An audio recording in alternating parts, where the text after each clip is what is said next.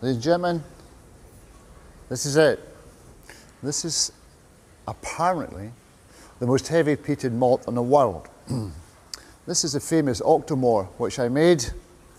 And if you just look there, it says parts per million. Peat is 131. It's beyond where anyone's gone before. Why did I do it? Well, like everything else we do at Bruichladdich, because we do it because nobody else is going to do it. And I have the liberty and the freedom to basically create what I want, which is a very, very fortunate position I'm in, and one I appreciate and always have done.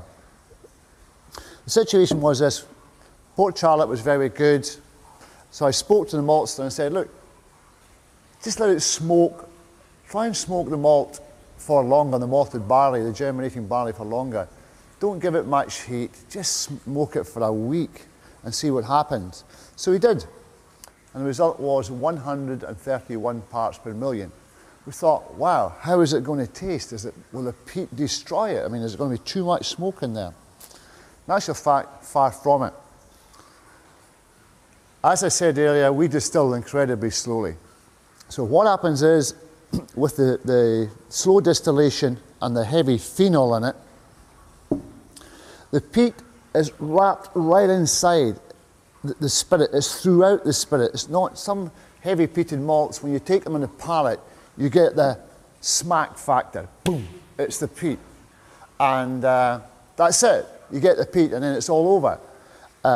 You can't find anything else in there. But with this one here, the Octomore, because of the slow distillation and the oiliness of the spirit, the peat is throughout it.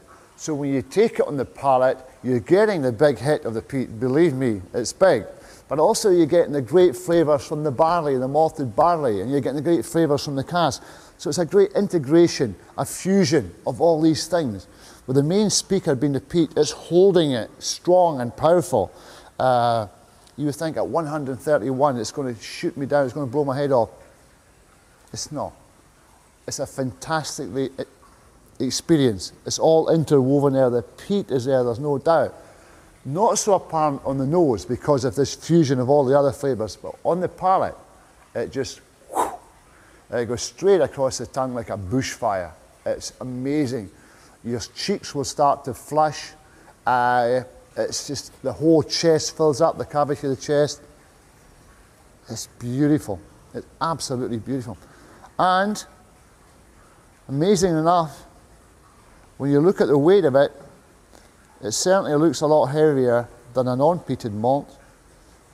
Now, I'm no scientist, but there you go. There is nothing moving there. Nothing is moving there. Obviously, the peat and the oil, which is coming from the peat, the phenol, has given this a real, real heavy texture. Nothing is moving in that glass. It's just a complete ring of pearls there. So, fantastic texture on it. It's got really oily, but it's a good oil. The oil from the barley with the oil from the peat smoke, it's really, really great. On the palate, it's sensational. This is for people who have never gone. This is like the Starship Enterprise. It's going where no malt has gone before. And that's what we're about at Bruichladdich. If we don't do it, nobody else will do it. We had our critics who said it was impossible. Well, it's not impossible, because if you want the proof, you go onto the website, you will see the analysis carried out by the government chemist. It clearly states in the analysis 131. We anticipated this reaction. People say, oh, you can't be higher than a certain distillery. Well, we weren't trying to be higher than any distillery. All we're trying to do was make something different. The analysis clearly showed from the government chemist that it was 131 parts. So, we're not telling you that. If you don't believe us, go and look on the goddamn website. Criticism is easy, but back it up, you know. So this is way out there. When would I drink this? Stormy night on Islay, gale force 10 off the west, no electricity, power's gone down, no ferries, no aircraft. I'm sitting in front of a peat fire. I've got a bottle of this. We are completely cut off from the Scottish mainland, which is no bad thing. and I'm sitting there at home with a dram. This would be the perfect moment.